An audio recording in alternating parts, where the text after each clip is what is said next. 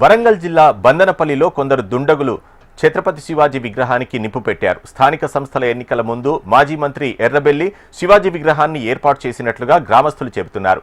ఈ ఘటనపై ఎమ్మెల్యే రాజాసింగ్ తీవ్రంగా స్పందించారు. శివాజీ విగ్రహానికి నిప్పు పెట్టే అంత కక్ష ఎవరికి ఉంటుందని అనుమానం వ్యక్తం చేశారు. దీనిపై దర్యాప్తు చేపట్టి దుండగులను వాళ్లపై చర్యలు తీసుకోవాలని రాజాసింగ్ పోలీసులను ఆదేశించారు.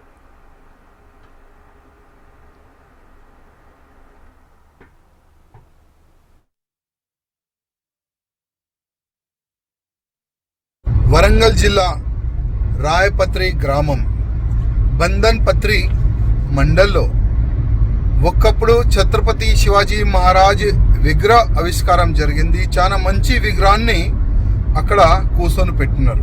ఎర్రబెల్లి దయాకర్ రెడ్డి గారు, చాలా మంది హిందూ కార్యకర్తలు ఆ విగ్రహ ఆవిష్కారంకి పాల్గొన్నారు. కానీ దురదృష్టం ఏంటంటే నిన్న కొంతమంది దుండగులు నైట్ పూట ఆ ఛత్రపతి శివాజీ మహారాజ్ విగ్రహాన్ని కాలబెట్టడానికి ప్రయత్నం చేసినారు.